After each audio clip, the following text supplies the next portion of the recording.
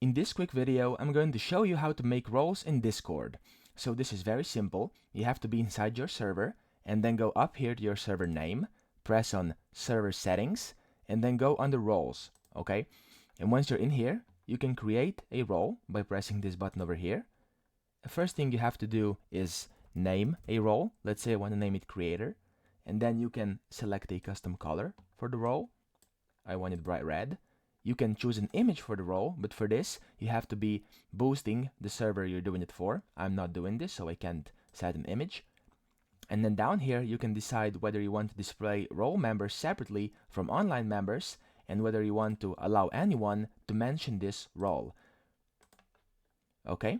And then you can also set different permissions, links, and then manage members you want to have this role.